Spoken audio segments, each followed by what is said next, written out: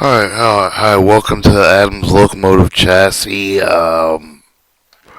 This is the frame locomotive, basically platform for our locomotive.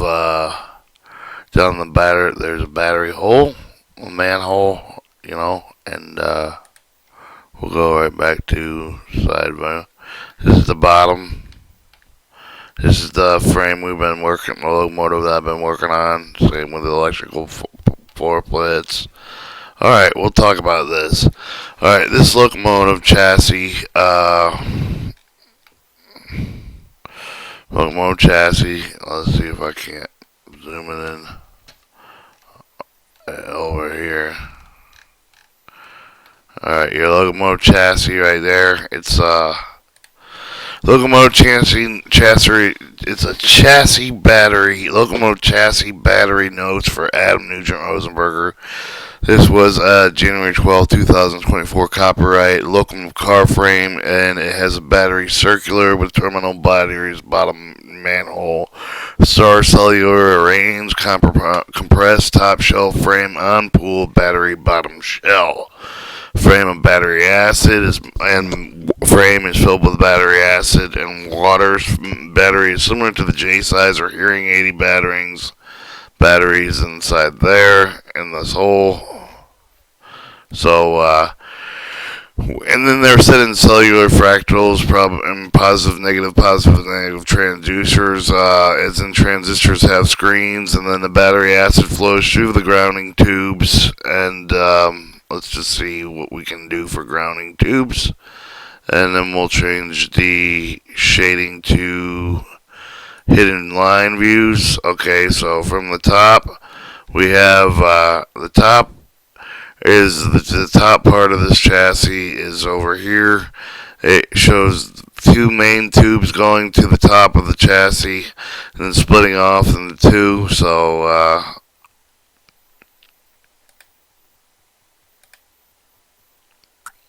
these little sweeps right here, sweep 6, cut and extrude 1 has a hole in it, and cut and extrude 2, 4, 5, 6. See, and then over here it would be, so it's going around from the top hole of the battery manhole to the pipes out in these two different arrays, front and backwards, with cut 6 being a pipe, and then 7, 8, 9, 10, and 3, 5, 4, and then we're going to look at the boss extrude. This is right here is the extruded part of the battery, where the battery goes in. It's underneath the button and extrude, cut and extrude, like,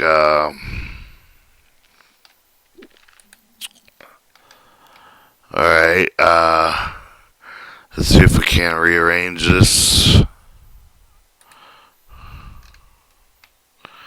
So down here in the second bottom part, alright, battery flows from the tubes like hydraulic piston pressure. So over here, this is like a piston pushing in through the veins and creating pressure, which causes resistance, and resistance is known as voltage. So you have a ratio of negative and positive terminals to the appliances. There's going to be a P port and a vent for the acid battery so it doesn't explode. Top deck needs to be grounded by the floor chassis, and locomotive passenger slash cabooses have actually a wooden or concrete floor, so the battery stems path of shooting is considered ping. Pipes using stems and angles. Battery sandwich floor pressure is exerted on the battery acid. Battery fuses are like Christmas light bulbs and fuses, so you can then alternate the current. The battery system charges and discharges dynamic braking resistor grid, charging the original battery system, and then the battery acid uses bleed, performs capillary action or traction motor switches that to the dynamic. So the traction motor switch to dynamic can be to This battery floor system bleeds, juices, tubes, a series of parallel parts with small sets of battery to appliance contacts. Battery pools may flow contact in delta waves by separating the battery pool. Calculator and linear motion like sinusoidal waves. Checks knives and switch valves on line wheel. Position negative in battery side, negative to positive the contacts. Then closing the line positive to positive instead of negative to positive. This can be done intermittent change, thus isolating battery fluid between switch valves. Closing bleeds in acts of battery cells, battery cell, power cell, source pipes. Cells, so the pipe is now a cell in the battery cell. The dynamic braking cutout switch isolation throttles during operation, charging main battery. And then if you wanted to use a brake pipe multiplier, which exerts force on the battery, then it's changing more resistance, kind of like putting battery through a tube from one piston to the other tube, like saying 20 to 20 inches to a 2 point, you'd have like 200 times the pressure at the 2 inch. C drawing 24RL hydraulic piston first lap surface and suppression would be that. You'd have an ammeter, regulation valve, amplifier, changes watts, volts, hertz, and amps, phase shifter, honing frequency. It'd be an angle poppet valve, release multiplier, pressure, glad hands, multiplier, main reservoir, brake pipe, auxiliary reservoir, capacitor rings, transducer gauge, AC and EMF rectifier to dynamic resisting grid type A. So you have your AC EMF rectifier path to the dynamic braking resistor grid type retarded, which will flip-flop the dynamic circuit charging to battery power, ground, chassis, battery, concrete, slabs, floors, as we discussed before. We're going to go to a filled in look, and then alright, so this is the chassis, and then we're going to go this way through it.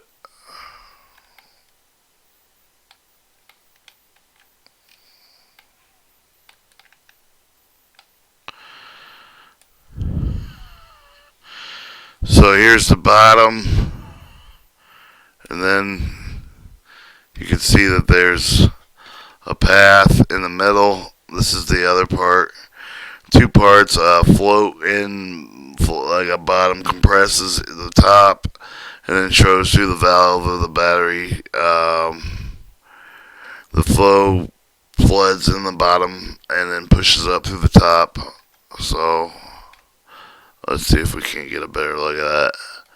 So we have battery terminal charges, then that and that. We'll flip that.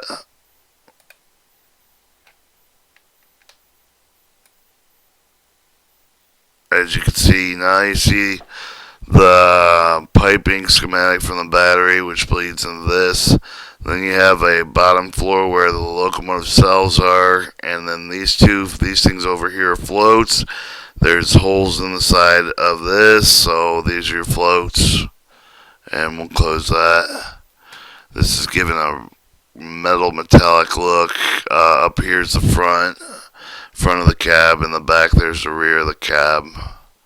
I'm going to pause the video real quick to get to the AutoCAD electric. Alright, so here's some of the dynamic braking system resistor grids. Now that we have a locomotive chassis on board, our locomotive the chassis is a battery. We're going to look at, you have your dynamic braking system grid that went to the regular battery 1. The isolation switch 1 brings on throttle solenoids 1 through 2, which turns on a fan dynamic braking motor cutout switch 1 limiting. And the second one would be a second isolation and now switch 3 and 4 with its first harmonic voltmeter. And then it goes to a battery circuit, battery 1 and 2 so you're now charging the battery. Either we can charge the battery or have battery 1 or 2, regular battery plus or the locomotive battery charger, say battery 2, battery 1 being the original battery. And then the third isolation switch would be throttles 5 and 6, 2 harmonics with resistors and diodes, battery 1 and 2 limiting switch. And then on the bottom here you have the isolation switch 4, throttle 7 and 8, voltage, 2 series of voltage multiplied, third harmonics, discharge. Discharge is we have battery 1 and battery 2, so battery 1 and 2 are working. You can charge battery 1 with battery 2, or you can charge the batteries by dynamic braking resistor grids. So there is charge less than the X-type battery, so bias of 1/3, 1/2, and 1 square root of 2. And then we're going to close this one, and we're going to go look at this one.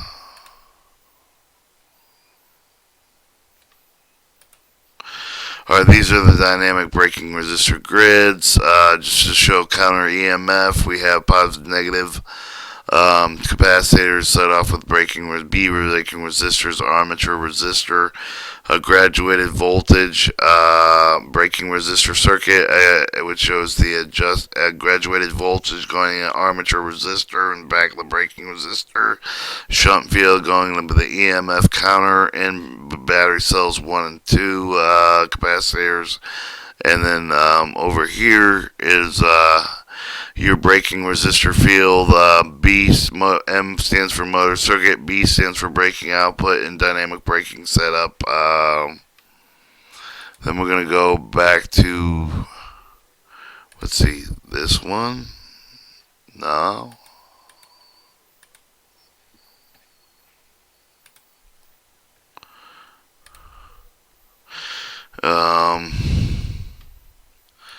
Alright, and then are we recording still? Yeah, we're recording. We'll do one more. And we'll open this. Alright, this shows the 3Y motor dynamic braking to AC.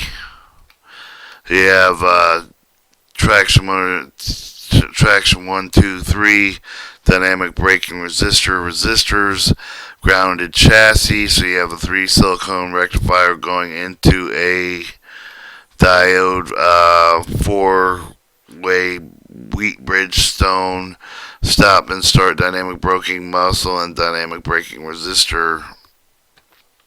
And those are the advantages of the traction motor chassis. This was the Locomotive chassis battery by Nugent Rosenberger.